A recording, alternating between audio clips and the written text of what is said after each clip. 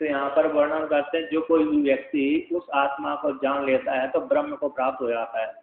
निर्गुण निराकार रूप से जान लेता है कि मैं ब्रह्म ही हूँ। उपासना के माध्यम से और वेदांत के श्रवण के माध्यम से, निध्यासन के माध्यम से जब ब्रह्म को जान लेता है तो अपरोक्ष साक्षात्कार जिस काल में हो जाता है उसी काल में अपने को ब्रह्म रूप से और आकाश समान व्यापक जानता है, तो उसके सारे शोक मोह आदि निवृत्त हो जाते हैं। उसी के विषय में और वर्णन करते हैं। प्राणो हि एष यः सर्वभूतैर्विभाति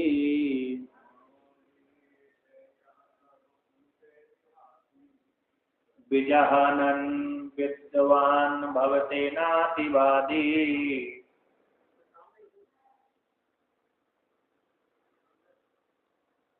आत्मक्रीडः आत्मरतिः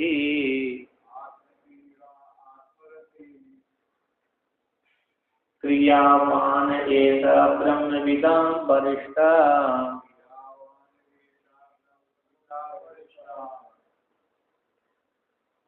तो यहाँ पर कहते हैं, श्रुति कहती है, यहाँ पर कहते हैं प्राणो ही ऐसा या सर्वभूतेर विभाति, या जो परमात्मा ऐसा या परमात्मा और ऐसा परमात्मा ये प्राण है, ब्रह्म है। क्योंकि कहते सर्वभूतेर विभाति, संपूर्ण भूतों के द्वारा ही वह जाता है, तो संपूर्ण भूतों के हृदय रूप वहाँ में निवास की करके बैठा हुआ है। इस प्रकार से वह भूतों के माध्यम से वह जाना जाता है। ब्रह्म ज्ञानी लोग सारे भूतों के भीतर उसी परमात्मा को देखते हैं, है ना। और डायरेक्ट एक्शन होता है, शक्तिपात कैसे होता है और सीधे में कम होते, सीधे में सकते। तो कहते हैं ये सब परमात्मा प्राण ईश्वर सभी को शासन करने वाले ईश्वर है।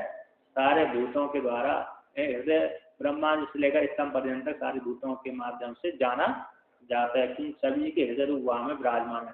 जो भी क्रिया चेष्टा हो रही है वो सारी उसी ब्रह्म को लेकर के ही हो रही है। इस प्रकार से वह ब्रह्म जाना जाता है, ईश्वर जाना जाता है। कहते हैं विद्वान विजाननम विद्वान भवते न अतिवाति। कहते इस प्रकार से अयम ब्रह्म हम अस्मि, है जो संपूर्ण भूतों के भीतर विराजमान परमात्मा मैं हूँ, इस प्रकार से जान लेता है। तो जानने कारण वह विद्वान कैसे हो जाता, अतिवादी नहीं होता। अयम अस्मिति पुरुषा, वो पुरुष कौन सा, मैं ही हूँ। आत्मानं विजानीयात् अयम अस्मिति पुरुषा, आत्मा को किमिच्छन् कर्म कामाय शरीरम मनु संजोरेत। तो आत्मा को जान लिया, हम ब्रह्मास्मि, अयम आत्मा ब्रह्म, प्रज्ञानम ब्रह्म, है ना, अयम आत्मा ब्रह्म, सत्यम ज्ञानवंतम ब्रह्म इत्यादि वाक्यों के द्वारा अपने आप को जान लिया। तो जान लिया, तो जान लेने के बाद है विद्वान अतिवादी नहीं होता। अतिवादी कौन होता है, तो यहाँ पर कहते हैं जिसने ब्रह्म को नहीं जाना तब तो अतिवादी होता है। जिसके पास जो वस्तु नहीं है उससे आगे पीछे बोलने लगता है उसको अतिवादी बोलते हैं। किंतु जिसने ब्रह्म को जान लिया तो जानने वाले फिर अतिवादी नहीं होता है, और अन्य अधूरा जानने वाला ही अतिवादी होता है। तो ये ब्रह्म कैसा अतिवादी नहीं होता, अतिक्रमण करके बोलने वाला नहीं होता, क्योंकि उससे भिन्न कोई दूसरा है नहीं है। एक है, एक को है, एक अकेला बचा, कोई अकेला रहा। अब अकेला है तो फिर बोलेगा किसको, दो होगा तो बोलेंगे, फिर दो रहे नहीं फिर अतिवादी किससे होगा, अतिवादी पर किसी से नहीं होता। वादियां बोलना, अति बदनशील है जिससे बोलने का स्वभाव है जिसका, आपने वो पढ़ा होगा शील 8वें प्रत्यय होते ना, आत्मा नाम मनती थी आत्मानी है, बढ़ चढ़ करके बोलना, बढ़ चढ़ करके बोलना बोलता है अतिवादी, अति बदनशील स्वभाव वाला। पंडितम मन्य पंडित मानी, आत्मा नाम पंडितम मन्य है, हाँ ज्यादा भगवत है, ज्ञान है तो सही, थोड़ा बहुत तो है लेकिन पूरा थोड़ा है, पूरा नहीं, बोल ज्यादा रहा है, ज्यादा उसको होता अतिवादी बोल दिया। तो कहते हैं ये अतिवादी नहीं होता, क्योंकि अतिवादी इसलिए नहीं हो रहा कि इससे भिन्न कोई बचा ही नहीं है।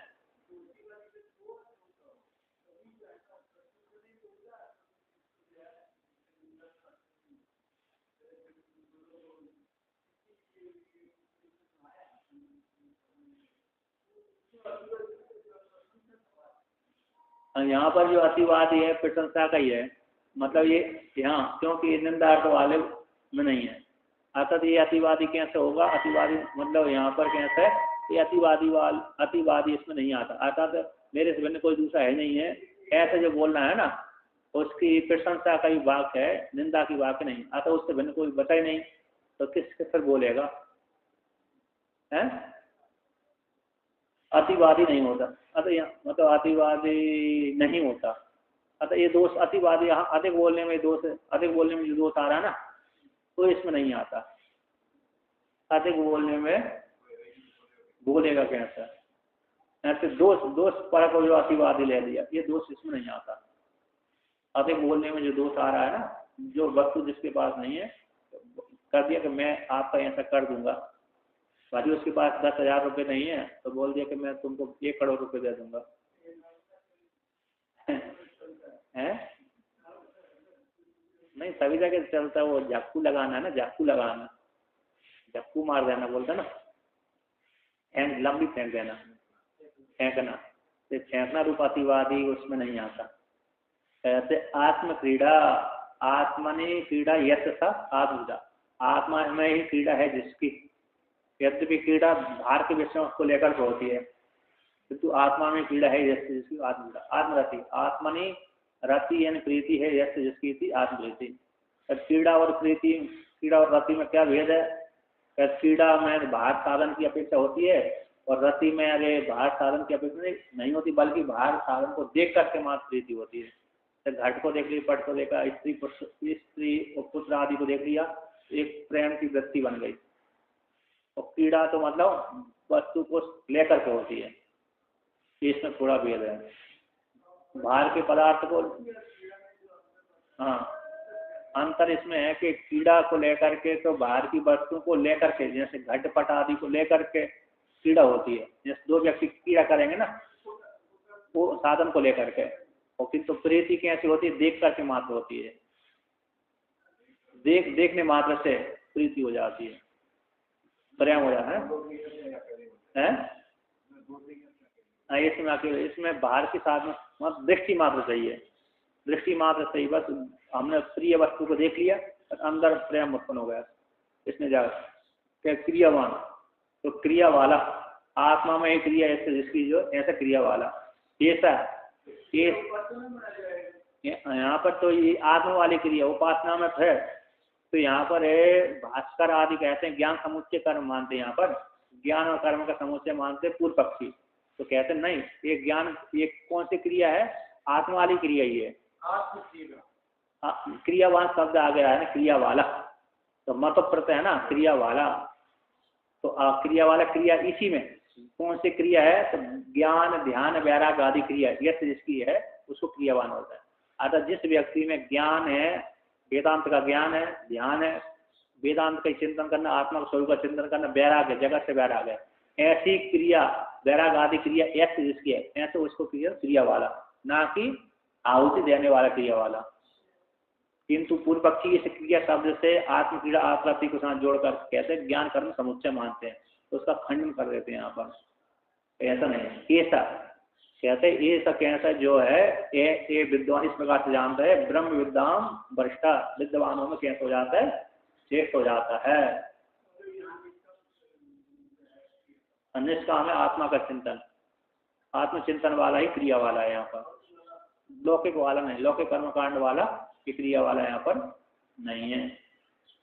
अब भगवान वास्तव इसका व्याख्यान करते हैं, कहते किंचः यो अयम प्राणस्य प्राणा पर ईश्वरो ही एषः प्रकृतः सर्वभूतैः सर्वैर्भूतैर्ब्रह्मादि स्तंभ पर्यंत ही।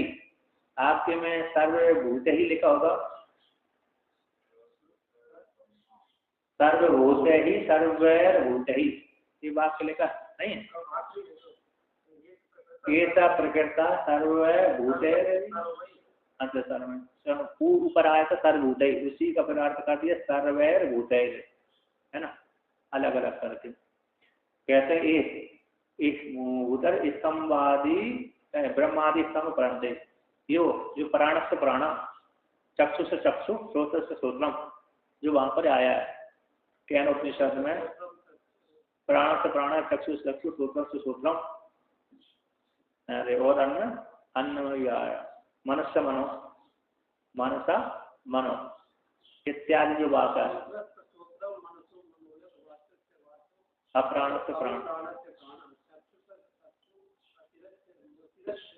व्यत्यात्मा लोका अमृता भवंती, तो ये वाक्य है। तो वहां को प्राण से प्राण आया, तो ये प्राण से प्राण, प्राण से षष्ठी हो गया, उसका प्राण एक प्रथमांत हो गया, उसका एक प्राण।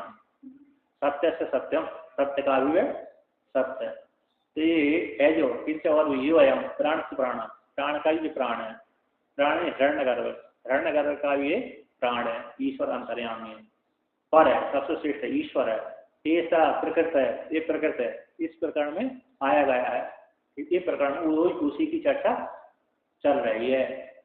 वो कहते सर्वभूत सर्वभूत ब्रह्मादि से लेकर स्तंभ पर्यंत तक भूतों के द्वारा ही वे जाना जाता है, जो प्राण का भी प्राण है।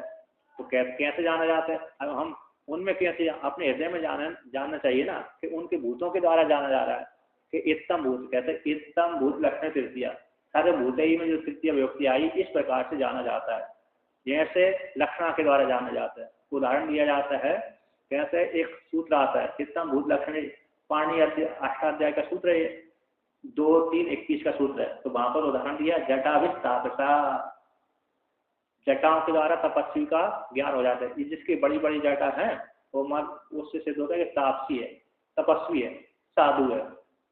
अब जिसकी घुटमुंडा है तो उसको तपस्वी वो घुटमुंडा तो सन्यासी हो गए, मुंडा सन्यासी हो गए, और तपस्वी जटा हो गए तो तपस्वी हो गए। तो जटा को लेकर के तो तपस्वी के लक्षण हो जाता है कि तपस्वी है, और कसा वस्त्र धारण किया और मुंडा है तो क्या हो गया, वो सन्यासी है। सन्यासी तपस्वी है, सन्यासी भी है। कसा वस्त्र कह देने से, मुंडा कह देने से सन्यासी नहीं आएगा, लेकिन कसा वस्त्र के साथ मुंडा आ जाएगा तो सन्यासी तपस्वी सारे आ जाएंगे। सन्यासी ज्ञानी होता है, तपस्वी में नहीं, कोटि नहीं आता। सन्यासी तपस्वी में नहीं आता, ज्ञानी में आता है। तपस्वी से ऊपर होता है सन्यासी, क्या वो तपस्या कमजोर वाला हो तो बात अलग है, लेकिन सन्यासी कह देने से मतलब ऊपर वाला ही हो गया। आता तपस्या से ऊपर उठ चुका है, तापसी से ऊपर उठ चुका है वो तपस्या से, सन्यासी कह देने से। उसकी तापसी कह देने से नीची कोटि में, वो सन्यासी से नीचे है, साधन कोटि में। और जो सन्यासी कह देने से वो और सिद्ध हो गया, मतलब क्या हो गया, अब मात्र वेदांत का चिंतन करते, आत्मा का चिंतन है।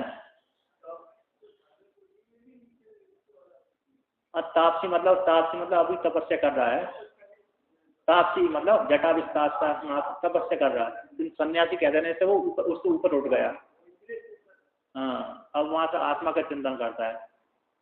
ज्ञान होगा तो बात अलग हो गई, नहीं ज्ञान हुआ तो आत्मा का चिंतन कर रहा है, इसमें वो रूढ़ है ज्यादातर सन्यासी।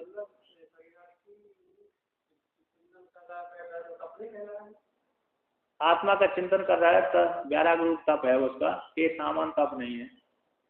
और जो उसमें सामान तप के चांद्रण तप आ जाता है, जो तापसी जटाभिस्तापस इस कहने से ये सामान कृत चांद्रण तप आ जाता है, किंतु सन्यासी का कृत चांद्रण आदि तप नहीं होता, मात्र विचार रूप तप है उसका। हाँ, जो पंचाग्नि वैष्णव करते हैं, नहीं करते, वैष्णव करते हैं, जटाभिस्ताप से बोलते हैं, चारों तरफ अग्नि जला दे तो इधर से गर्मी लग रही, उधर से गर्मी, ठंडी में कोई समस्या नहीं है, ठंडी में गर्मी तापना अच्छी बात है, लेकिन वो गर्मी में वो तापेंगे तो भयंकर, एक ऊपर की ताप तो वैसे ही समस्या दे रही है, चारों तरफ से अग्नि का बिल्कुल गिर बना तापते हैं, तो एक सिद्ध चांदान हो जाए, किच में आता है, तो इसको तापसी बोलते हैं, सिद्ध चांदान वाला तप। ऐसा सन्यासी का तप है नहीं है। सन्यासी का तप कौन सा हो गया, विचार ज्ञान वैराग्य वाला विचार तप है, उसके ऐसे तपस्वी से ऊपर उठा हुआ है वो सन्यासी। तो यहाँ पर कहते हैं वो तो जटाभिस्ताप सा, तो जटाओं के द्वारा तपस्वी का ज्ञान हो जाता है। बड़ी बड़ी जटाओं से ये तपस्वी है, साधु है, इस प्रकार से। तो इस जिस प्रकार से जटाओं के द्वारा तपस्वी ज्ञान हो जाता है, उसी प्रकार से भूतों की चेष्टा दे करके उन भूतों के भीतर कौन बैठा है? परमात्मा बैठा है। इस प्रकार से योगी लोग उससे सारी भूतों में उसी आत्मा को देखते हैं, जो प्राण का भी प्राण है। सर्वभूत से सर्वात्मा सन इत्यर्था, संपूर्ण भूतों में स्थित जो सर्वात्मा सत है। सन सन रूप कहाँ का है? सन रूप जो सन है ना, सन इत्यर्था सत्य प्रत्यांत है ना, अश्वि धातु का सत्य प्रत्यांत सर्वात्म रूप से अवस्थित रहता है।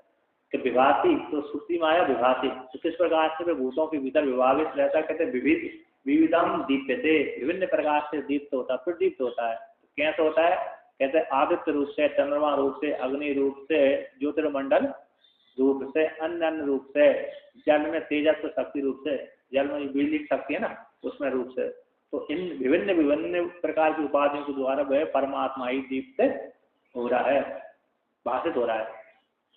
एवं कहते एवं सर्वभूतस्थम यह साक्षात आत्म भावेन अयम हम अस्मि इति विजानन विद्वान वाक्यार्थ ज्ञान मात्रेण न भवते न भवति भवते भवति न भवति इति एतत् है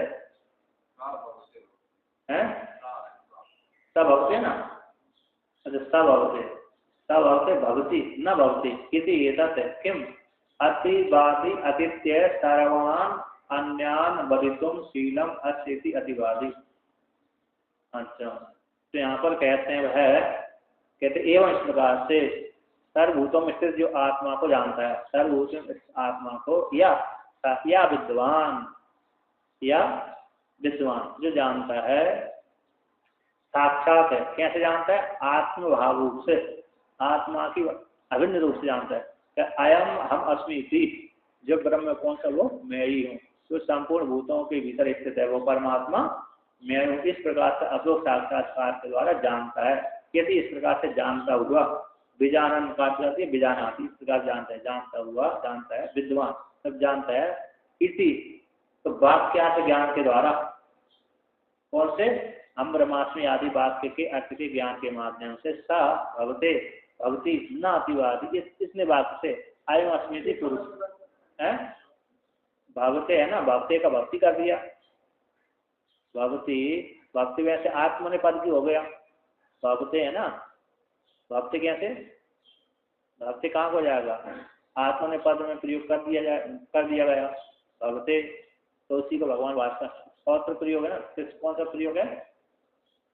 रौत प्रयोग है। यद्यपि भू धातु कैसी है? परस्मैपदी है ना। आत्मनिपद में उसमें प्रयोग नहीं आता, क्योंकि जब भी अरे वहाँ क्री विवस्ती होगी में मतलब उसमें आते ना उभयपदी में, तो जब भी भू का प्रयोग करते हैं तो क्या कर देते हैं? परस्मय प्रयोग ही करते हैं। किंतु क्रिय करने उसको उभयपदी में क्रियते क्रियति, क्रियते और क्रियति, नहीं करोति और कुरुते, करोति और कुरुते ऐसा प्रयोग होता है। किंतु भवती भूधातु का कैसा होता है? भवती होता है, भवते कम होता है। तो यहाँ पर भवते का प्रयोग किया श्रुति में, तो स्वत्र प्रयोग कर दिया, तो भक्ति का अर्थ हो गया, भवते का अर्थ हो गया भवती है, तब भवती न भवती थी तब सांदस, स्वत्र प्रयोग सांदस। और वहाँ पर कर्मगत मतलब वहाँ पर नियत प्रक्रिया में भी उसे जो आत्मनिति उसको परस्पर बना दिया जाता है, और परस्पर है भाव्य पे भावी नहीं, भावी यारे कुछ प्रत्यय लगा करके दुधातु नहीं बनता, प्रयोग नहीं दिया ना, तो वहाँ पर कभी प्रत्यय लगा करके उस प्रक्रिया में, जैसे भाव कर्मण प्रक्रिया में, भाव कर्मण प्रक्रिया में क्या हो जाते हैं? परस्मैपदी को आत्मनिपद में प्रयोग कर देते हैं। है कि नहीं? भाव्यति बनता है। तो ऐसे ही वो आत्मा ने पद का प्रयोग कर दिया, अतः स्व तो मान लिया, भगवते का भगवती भू धातु से वहां पर अरे कुछ है भाव्यति यानी प्राप्त करने वाला, होने वाला प्राप्त करने वाला, भवतेन है अतिवादी है, भवती है। तो यहाँ पर स्वार्थ में है, मतलब आत्मा ने पद प्रयोग कर दिया श्रुति में उस पर, तो यहाँ पर क्या क्या कर दिया, परस्परी का अर्थ कर दिया। तो भवती है न अतिवादी भवती।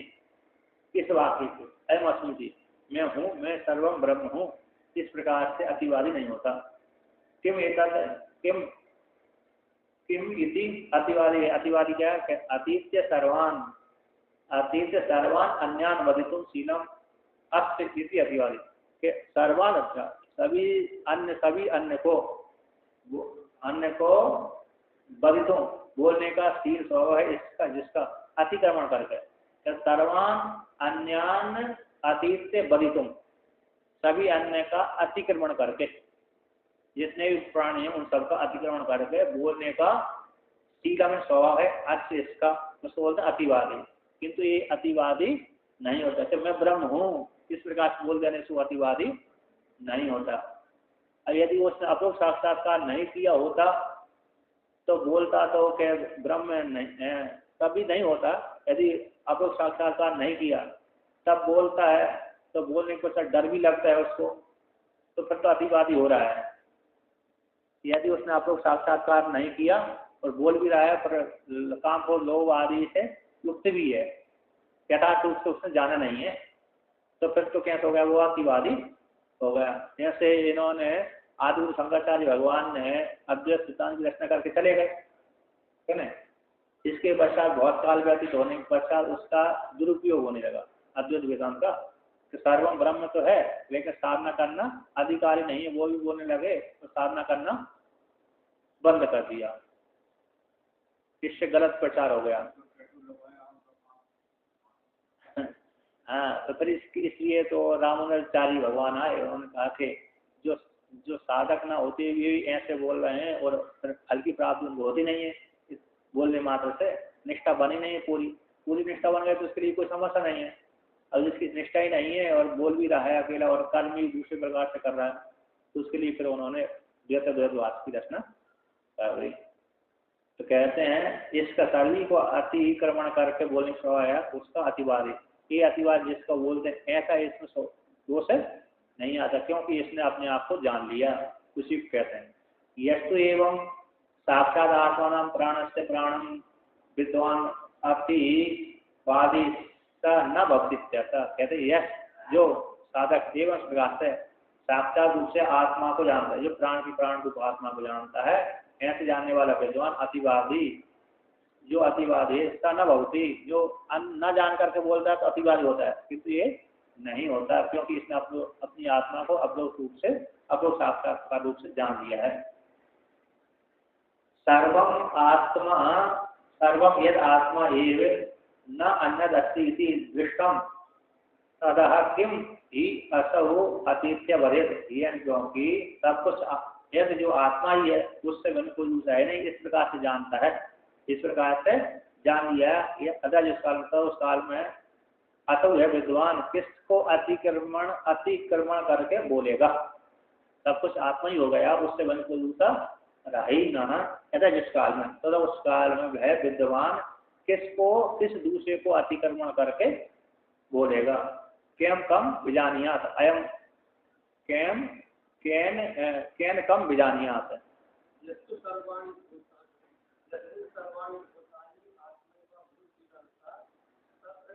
तत्र को महाकाशों का एकत्व अनुपस्थित, वो ब्राह्मण की श्रुति है, वो केम कम विजानियात है।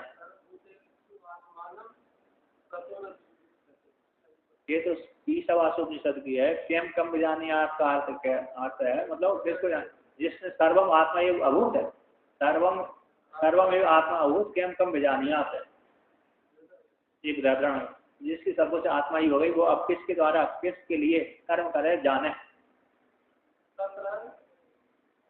सर्वम आत्मा ये हो केम कम विजानिया, एक वाक्य है। क्यों?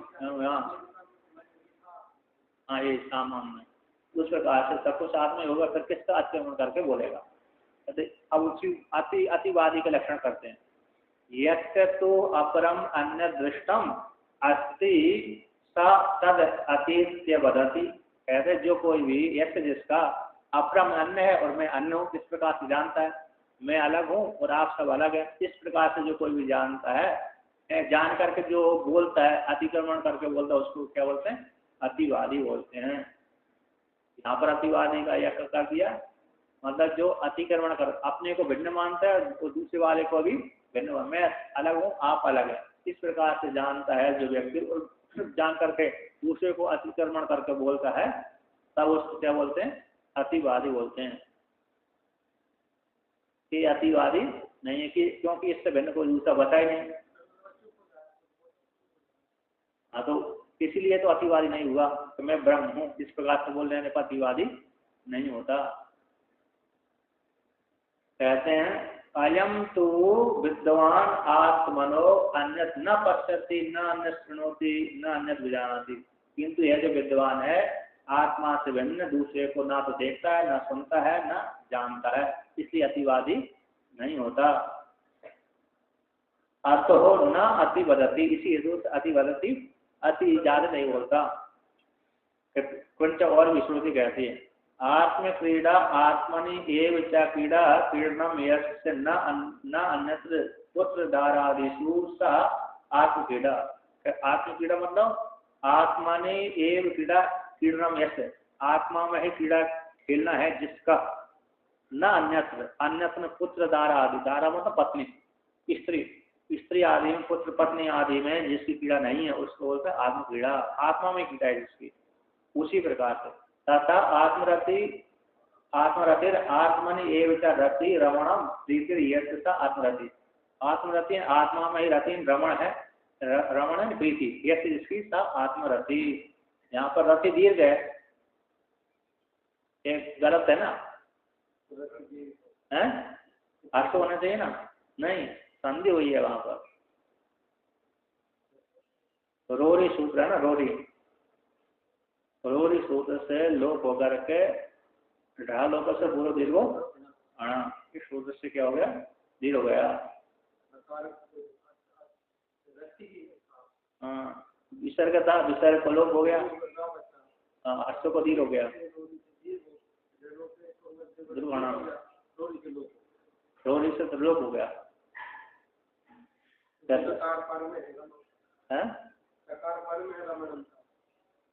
हाँ, मतलब उसी को निमित्त बनाकर ढ्राड लोकस पूर्वो दीर्घो अणा, सूत्र से दीर्घ हो गया।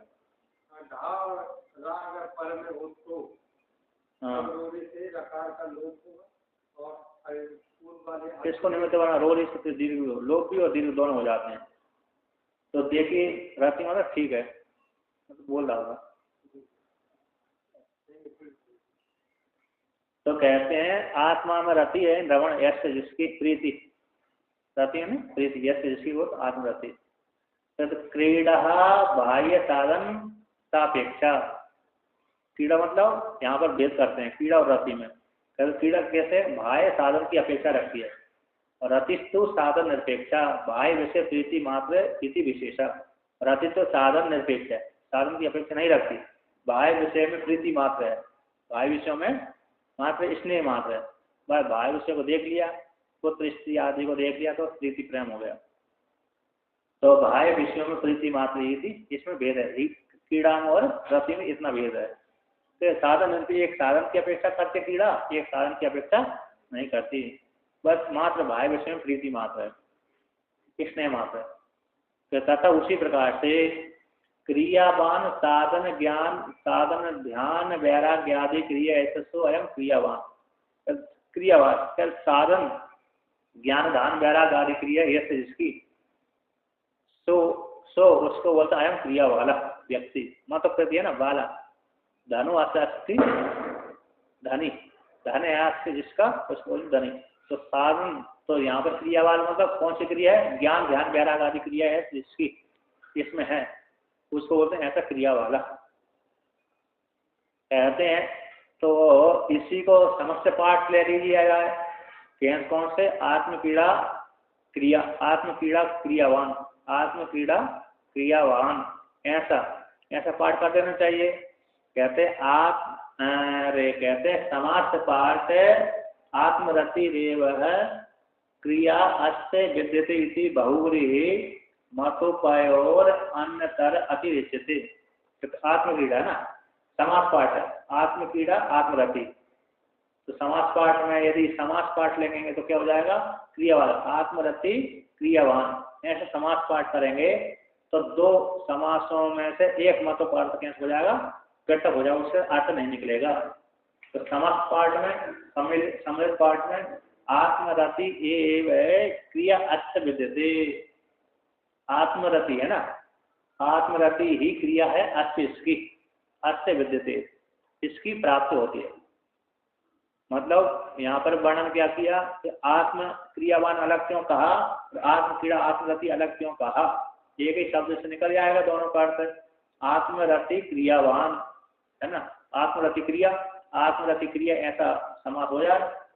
तो ऐसा करेंगे तो बान जो प्रत्यय, ऐसा आत्मरति क्रियावान ऐसा करेंगे तो इतने करने से बान जो मत प्रत्यय है, तो मत प्रत्यय का अर्थ नहीं निकलेगा, व्यर्थ हो जाएगा, इसलिए अलग किया गया है।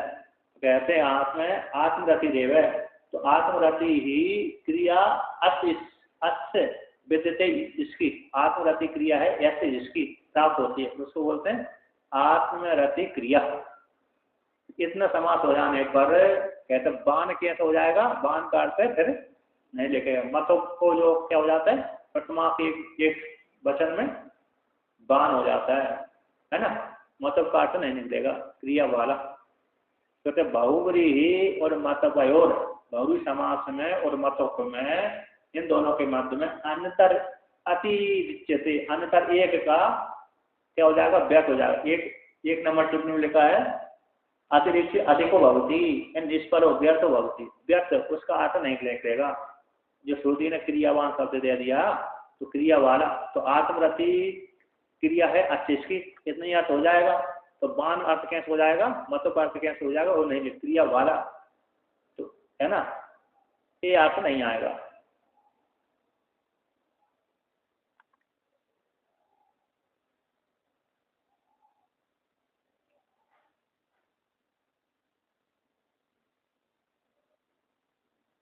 तो यहाँ पर कहते हैं, देखिए आत्मनि, टीकाकार कहते हैं आत्मा में रति, यानी आत्मरति, आत्मनि रति, आत्मा में रति है उसको आत्मरति, तत्पुरुष समास।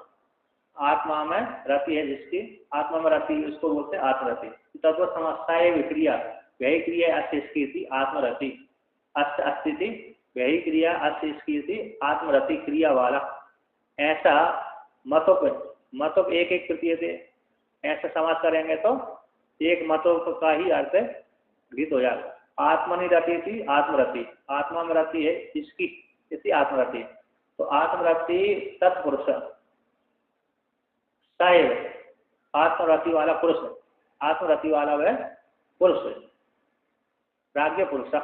तो आत्मरति वाला पुरुष का वही क्रिया है अस्य, आत्मरति ही क्रिया है अस्य इसकी, इति आत्मरति वाला पुरुष, इति आत्मरति क्रिया वाला है ना। तो आत्म कहते क्रिया, साइव क्रिया, आत्मरति रूप क्रिया ही अस्य अस्ति, इति आत्मरति क्रिया वान। इस ऐसा हो जाएगा, क्या हो जाएगा? एक मतलब अर्थ का ही बोल होगा, यश जिसकी नहीं आएगी, बहुरी समास निकल जाएगा। तो मतक एक भी प्रक्रिया थे, कथम फिर बहुरी और मत अन्यतर अतिरिक्त थे।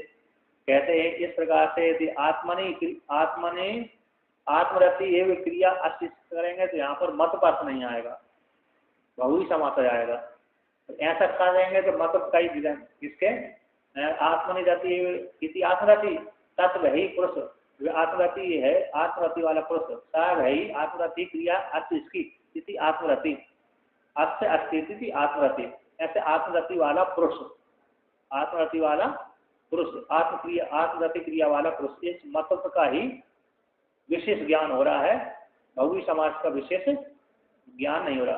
वाले को बोलना धन वाला, यदि मतत्व में भी थोड़ा सा बहुवी समाज छुपा रहता है। धनो अशेषी धनवान, अर्थ इसका है।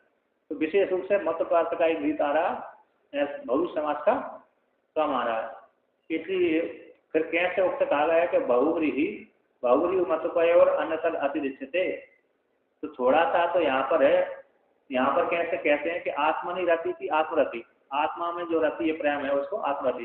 तत्व है आत्मरति वाला पुरुष, सब ही आत्मरति वाला पुरुष, सब ही क्रिया है अस्थि इसकी, अस्थि अस्थि, सब ही क्रिया अस्थि अस्थिति आत्मरति क्रियावान पुरुष। तो यहाँ पर थोड़ा सा मत बहुवी समाज का भी घृत हो रहा है और मत अर्थ का विशेष अर्थ निकल रहा है। तो आपने कैसे कह दिया कि बहुवी और मत अर्थ में से दोनों में से एक है अर्थ अतिरिक्त अधिक हो रहा है। भगवान भास्कर ने पाठ लिखा ना, समस्त पाठ है, समस्त पाठ में आत्मरति अस्त, आत्मरति एव क्रिया अस्थि विद्यते, आत्मरति ही क्रिया अस्थि इसकी प्राप्त होती है। इसमें से आत्मक्रिया वाला, आत्मक्रिया है अस्थि इसकी, है ना, ऐसे इसी से अर्थ निकल रहा है। तो फिर मतुक का विशेष अर्थ नहीं निकल रहा है।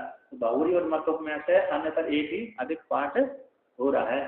तो टीकाकार कहते हैं समस्त पाठ में सत्यम ठीक है, असमस्त पाठ में तो अलग अलग करेंगे, कैसे आत्मरति अलग करेंगे और क्रियावान अलग करेंगे, तो दोनों का अर्थवत्व हो जाएगा। दोनों कैसे हो जाएगा, एक आत्मरति वाला है एक क्रिया वाला है। क्रियावान कौन से हो गई, ध्यान ज्ञान कारण वाला, तो आत्मरति आत्मा में क्रिया है। तो समास पाठ में तो अनंतर मतलब ही अतिरिक्त विशिष्ट, अनंतर कैसा है अधिक हो जाता है। तो बाह्य क्रिया निवृत्ति लाभ के लिए है। तो यहाँ पर क्रियावान, यहाँ पर जो क्रियावान स्वीकार किया है बाह्य क्रिया का, बाह्य क्रिया के निवृत्ति के लाभ के लिए यहाँ पर स्वीकार किया है क्रियावान शब्द को। तो कौन से, बाह्य साधन की अपेक्षा आंतरिक साधन, ध्यान ज्ञान वैराग्य वाला। इस प्रकार से अब यहाँ पर कहते हैं कि आत्मवृत्ति आत्मपीड़ा क्रियावान, इस शब्द कैसे हैं, ज्ञान और कर्म का समुच्चय वाले हैं। यहाँ पर कौन मत कहते हैं अरे भास्कर आदि मत को लेकर कहते हैं। कहते एक अथवा पूर्व पक्षी सिद्धांत का एक देशी पक्ष को कहते हैं। कहते एक देशी व्याख्या को उद्भाव्य करके उसका खंडन करते हैं। एक देशी क्या मानते हैं, वेदांत के एक देशी क्या मानते हैं कि केचित अग्निहोत्रादि कर्म ब्रह्म विद्या हो समुच्चय अर्थम इच्छन्ति।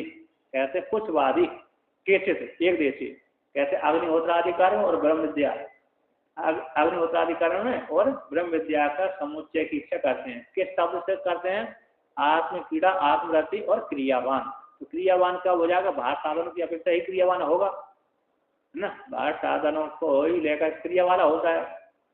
जैसे गाड़ी में बैठने वाला गाड़ी वाला हो गया, धन को लेने वाला धनवान हो गया, नहीं क्रिया वाला क्रियावान। क्रियावान मतलब करता है ना, तो मतलब करता है बाले अर्थ में स्वीकार करने वाला उस वाला व्यक्ति है। तो क्रियावान शब्द कहने से कर्मकांड आ रहा है।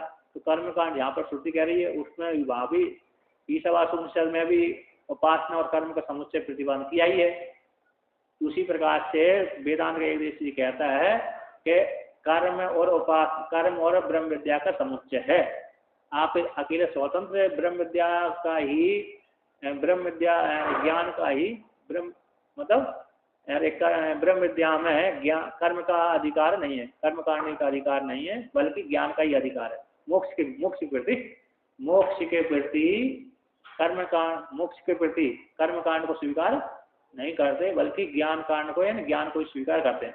मोक्ष को देने में हेतु कौन है, ज्ञान है, ना कि कर्म कांड। अथवा कर्म और ज्ञान भी हेतु नहीं है, मात्र स्वतंत्र ज्ञान ही मोक्ष में हेतु बनता है। किंतु पूर्व पक्षी के वेदांत देशी क्या बोलता है, कर्म और ज्ञान दोनों ही ज्ञान मुक्ति में हेतु हैं। क्योंकि यहाँ पर श्रुति स्वयं कह रही है, पूर्व पक्षी ऐसा मानता है। देखो क्रियावान दिया है और आत्मरति दिया है, आत्मक्रीड़ा बोला है, क्रियावान दिया है। तो यहाँ से इससे सिद्ध होता है कि मोक्ष के प्रति ब्रह्म विद्या और कर्म दोनों ही साधन हैं, मोक्ष की प्रति साधन है। तो सिद्धांत कहते हैं ऐसी बात नहीं है।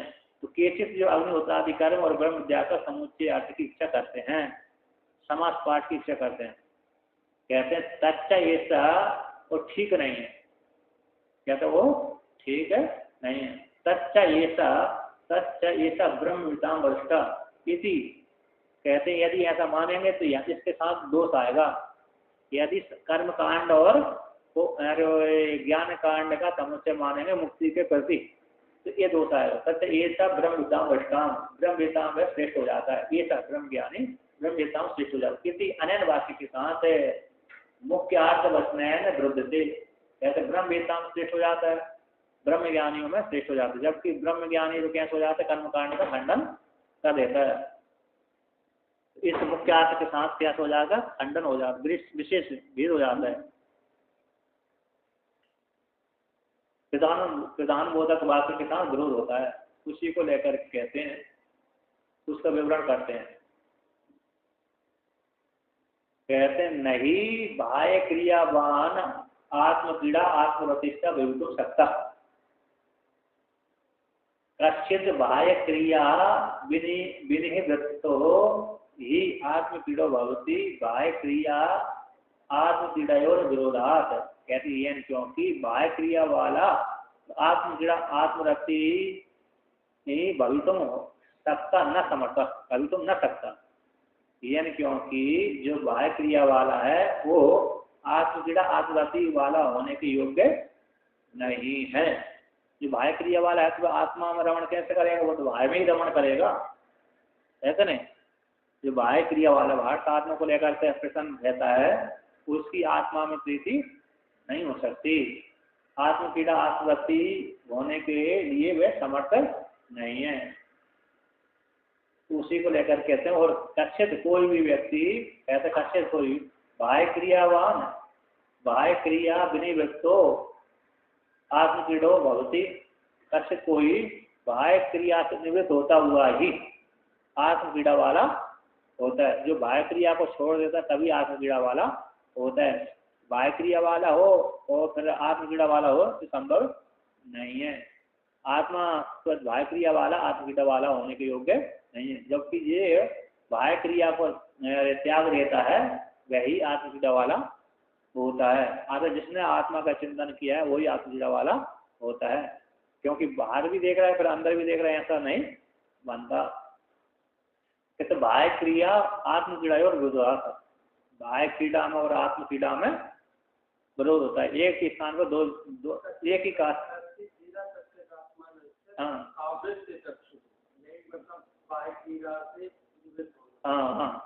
कस्य धीरा आत्मा में अक्षर आवृत से चक्षु अमृतत्व इच्छन, मतलब इंद्रियों को बाहर विषयों से हटा करके अंदर को चिंतन करना, आत्मरति आत्मपीड़ा वाला होगा। तो कहते बाह्य क्रीड़ा में बाह्य क्रिया और आत्म क्रीड़ाओं में कैसे होता है, विरोध होता है। अब आप कहते हैं उसी को उदाहरण के द्वारा समझाते हैं। नहीं तमह प्रकाश युगपद एकत्र स्थिति संभवती, यानी क्योंकि तम और प्रकाश में एक ही काल में एक ही स्थान पर स्थिति संभव नहीं है। उसी प्रकार से एक ही स्थान में एक ही काल में बाह्य क्रीड़ा भी हो जाए और आत्म क्रीड़ा भी हो जाए, ये संभव नहीं है। जिस प्रकार से एक ही काल में दीपक भी रहे और अंधकार भी रहे, ये संभव नहीं हो सकता। उसी प्रकार से बाह्य क्रीड़ा और आत्म क्रीड़ा भी एक ही काल में एक ही समय में संभव नहीं हो सकती। हाँ, पहले बाह्य क्रीड़ा हो जाएगी, बाद में आत्म क्रीड़ा हो सकती है। एक क्रम तो बन सकता है क्या नहीं, किंतु एक साथ एक ही काल में ये संभव नहीं है एक ही काल में। किंतु पहले बाह्य क्रीड़ा हो जाएगी, जब तक अज्ञानी था तब तक बाह्य क्रीड़ा हो गई, अब इसके बाद ज्ञान हो गया फिर आत्म क्रीड़ा हो गई। नहीं, पहले क्रम से हो जाता था, हो जाएगा वो समय। जब तक ज्ञान नहीं हुआ तब तक बाह्य क्रीड़ा वाला था, जब आत्मा का चिंतन करने लगा तो आत्म क्रीड़ा वाला हो गया। हाँ, फिर नहीं होगा, फिर नहीं जाएगा। तो मतलब ये है एक ही काल में नहीं होता।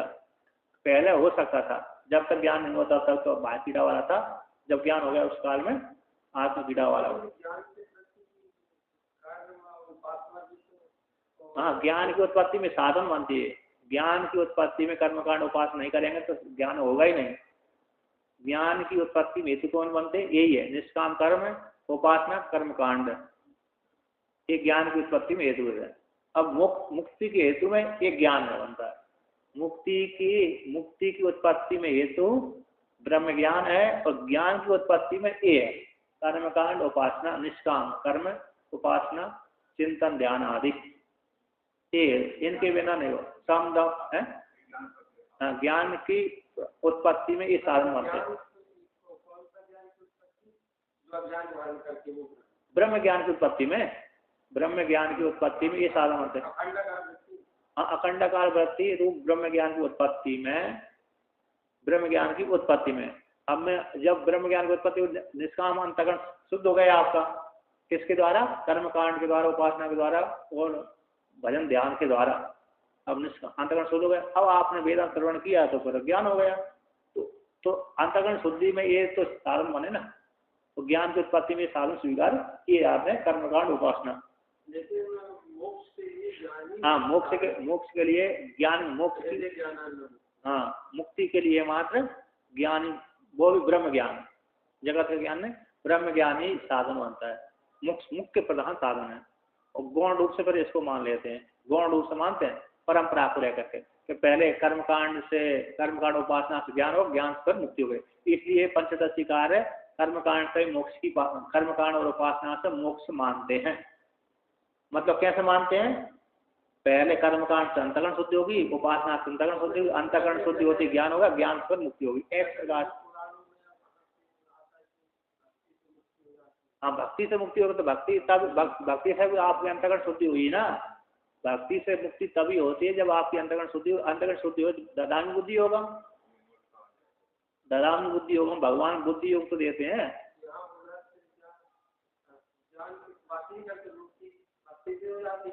भक्ति से मुक्ति मतलब उसका यही तो तात्पर्य, भक्ति करेगा व्यक्ति, अंतःकरण शुद्धि हो, अंतःकरण शुद्धि होती है, ददामी बुद्धि योगम, श्रुति का स्मृति वाक्य आ गया। मैं भगवान कृष्ण, अरे ददामी बुद्धि योग दे देता हूँ, बुद्धि योग ब्रह्म ज्ञान दे देता हूँ। तो उसकी बुद्धि में ऐसी योग्यता आ जाती है, किसी भी सत्संग में जाता है तुरंत ही उसको तत्व पदार्थ शोधन हो जाता है, जिसका अंतःकरण शुद्ध हो जाता है, कहीं भी एक बार सत्संग किया उतने में उसको ज्ञान हो जाता है। उत्तम अधिकारी के लिए, उत्तम अधिकारी का लक्षण हो गया ना वो, फिर अंतःकरण जिसका शुद्ध हो गया वो उत्तम अधिकारी कोटि में चला जाता है, तो तुरंत ही उसको ज्ञान हो जाता है।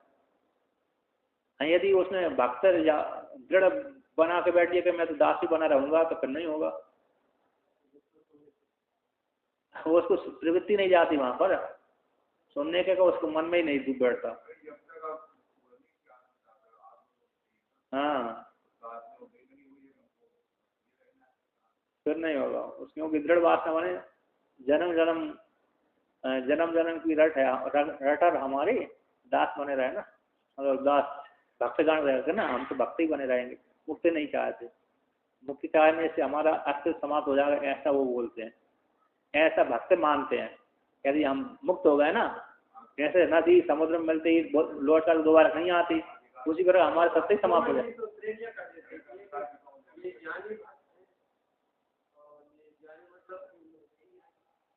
ज्ञानी भक्त हो गए, वहां पर जिनको ब्रह्म ज्ञान होगा वो ब्रह्म ज्ञानी भक्त मान लिया, और क्या, वो तो मुक्त ही है, वो तो ब्रह्म ज्ञान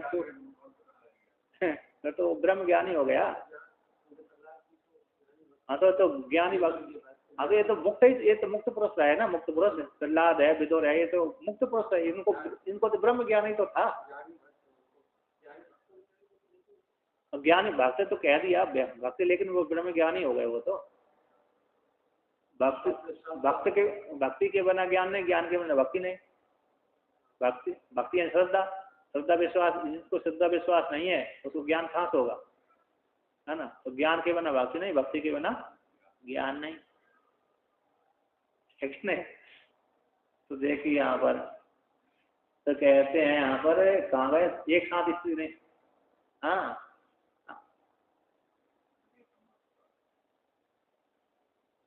हाँ, पराभक्ति है ना, पराभक्ति वो ज्ञान और भक्ति में एक जगह पुराणों में वर्णन आता है कि ज्ञान भक्ति एक ही होती है।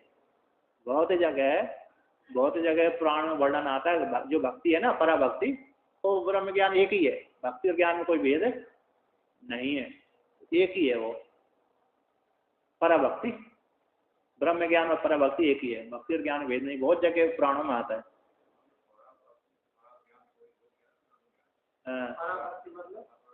उत्कृष्ट भक्ति जिधर देखूं तू ही तू देखता है। अरे अरे ये उतना भेद परा भक्ति में उतना भेद नहीं रहता है, ये तो छोटी भक्ति में रहता है भेद। मैं अलग हूँ, तू सब जगह अलग, तू है और मैं अलग, और मैं भी तू है, मैं भी, मेरी स्वतंत्र सत्ता नहीं है, एक परा भक्ति वाला मान देता है।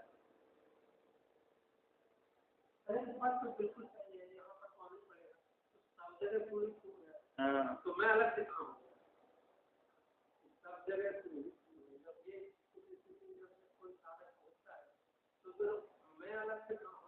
नहीं होता, परा भक्ति में एक ही भूत हो जाता है। तो देखिए यहाँ पर कहते हैं तस्मात् असत प्रलपितम एव एतद अनेन ज्ञान कर्म समुच्चय प्रतिपादनम। तस्मात् इसी हेतु से कि जो ऐसा पूर्व पक्षी मानते थे कि तम कैसा अग्निहोत्र कर्म और ब्रह्म विद्या का समुच्चय की इच्छा करते वो ठीक है, नहीं है, क्योंकि तम जैसे तम और प्रकाश में एकत्र संभव नहीं है, उसी प्रकार से ब्रह्म विद्या और कर्म कांड का एकत्र एक ही काल में संभव नहीं है। जिस प्रकार से तम और प्रकाश एक ही काल में एक ही स्थान पर संभव नहीं है, उसी प्रकार से ब्रह्म विद्या और कर्म कांड एक काल में एक मुक्ति को देने में हेतु नहीं बनता। जिस हेतु से तस्मात् उस हेतु असत उनके द्वारा असत प्रलपितम, असत पर लाभ किया गया है। कौन सा असत पर लाभ के भाई जो के क्रियावान आत्मक्रिया आत्मरति, ये समुच्चय जो समुच्चय है ज्ञान और कर्म का समुच्चय से मुक्ति प्राप्त होती, जो उन्होंने प्रलापन किया गया लप व्यक्तायाम बाची, लप व्यक्तायाम बाची बोलने लपति बोलता है, तो प्रलापितम प्रलाप कर दिया, बकबक कर दिया, प्रलाप बोलते ना बकबक कर दिया, तो प्रलपितम असत प्रलपितम एतद अनन इस वाक्य के द्वारा, कौन से अनन वचन के द्वारा ज्ञान कर्म समुच्चय प्रतिपादन, ज्ञान कर्म समुच्चय जो प्रतिपादन किया गया असत ही उनके द्वारा प्रतिपादन किया गया है। तो टीकाकार कहते हैं अनन वचन, इस वचन के द्वारा ज्ञान कर्म समुच्चय प्रतिपादन, जो एक देशी का मत है ना, एक देशी कहता है कि ज्ञान कर्म समुच्चय से मुक्ति प्राप्ति है, उनके द्वारा किया गया है, प्रतिपादन किया गया है, वो असत प्रलाप, असत प्रलाप ही है, मिथ्या प्रलाप है। इति असत प्रलापितम इति योजना, असत प्रलाप इस प्रकार से जोड़ लेना चाहिए। कहते श्रुति कहती स्वयं, यहाँ की श्रुति कहती अन्यवाच विमुंचता संन्यास योगास इत्यादि श्रुति अन्यवाच विमुंचता, वेदांत उससे इतर की वाणी को क्या कर दीजिए, छोड़ दीजिए, है ना। ये यहीं की श्रुति है, कितने की है, 7 नंबर टिप्पणी में 2-2-5 की है, और 3-2 आगे 6 की है। संन्यास योगास है, संन्यास योग से, संन्यास के माध्यम से मोक्ष प्राप्त होती है। संन्यास लेगा क्या हो जाएगा, त्याग के द्वारा मोक्ष प्राप्त, त्यागन शांति अनंतरम, त्यागन एक शांति अनंतरम, श्रुति आती नहीं है क्यों, त्यागन एक शांति अनंतरम, संन्यास योगा वेदांत विज्ञान सुनिश्चिता संन्यास योगा सत्व ते ब्रह्मलोकी परांत काले परामर्ता परिमुच्यंती सर्वे। वेदांत विज्ञान के द्वारा सुनिश्चित किया गया अर्थ वाले ऐसे संन्यास योग से, है ना, शुद्ध सत्व वाले जो सन्यासी है वह वेदांत का दृढ़ निश्चय उनके हृदय में बैठा हुआ है। ऐसे संन्यास लेने का मतलब आत्मा का चिंतन करते हैं, और जो वेदांत विज्ञान का 6 नंबर है, तो उसके द्वारा निश्चित किया गया अर्थ को चिंतन करते हैं। ऐसे व्यक्ति उपासना के द्वारा उनको यहीं पर चिंतन करते करते ब्रह्म ज्ञान हो जाता है। जिनको यहाँ पर नहीं रहता ब्रह्मलोक में जाते हैं, ब्रह्मलोक में जाकर क्या हो जाते हैं, सारे मुक्त हो जाते हैं परांत काले। जिनको यहीं पर रहते रहते चिंतन ज्ञान होगा तो वो तो ब्रह्मलोक में नहीं जाएंगे, जिनको यहाँ पर नहीं ज्ञान हो पाए वो सीधा कहाँ गए, ब्रह्मलोक में जाए, और ब्रह्मलोक में जाकर ब्रह्मा के साथ मुक्त हो जाते हैं सर्वे। तो संन्यास के अनंतर तो संन्यास योगात है, तो संन्यास योग से आदत पहले संन्यास लेगा, तो संन्यास लेगा क्रिया कहाँ गई, तो जो पूर्व पक्षी कह रहे थे कि कर्म संन्यास, कर्म और ब्रह्म विद्या के समुच्चय से मुक्ति प्राप्ति होती है। अब यहाँ पर संन्यास होगा, संन्यास लेकर के ही ब्रह्म विद्या का अधिकारी बनता है। संन्यास नहीं लेगा तब तो कर्मकांड व्यवहार में फंसा ही रहेगा। तो संन्यास ले लेगा तो उसको एक ही कर्तव्य मात्र बचा है, वेदांत का श्रवण करना, वेदांत का श्रवण करना, मनन करना और निध्यासन करना। तो संन्यास योग से फिर कर्मकांड का तो निषेध हो ही गया, कर्मकांड का निषेध होते ही समुच्चय कैसे बनेगा इत्यादि श्रुतियों के द्वारा।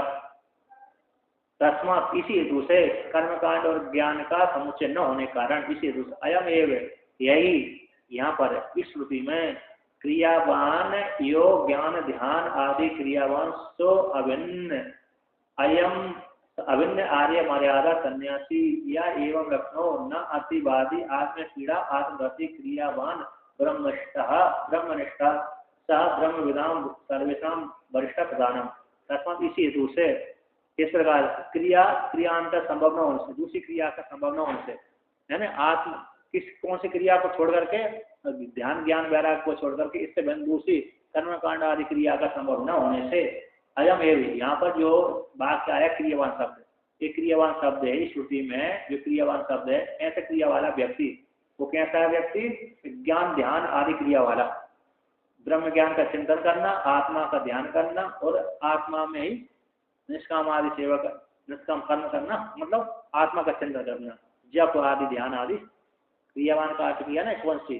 तीन है, ज्ञान ध्यान वैराग्य आदि दम प्रतिष्ठा उपलब्धि श्रद्धा समाधान आदि भी आ जाएंगे इत्यादि।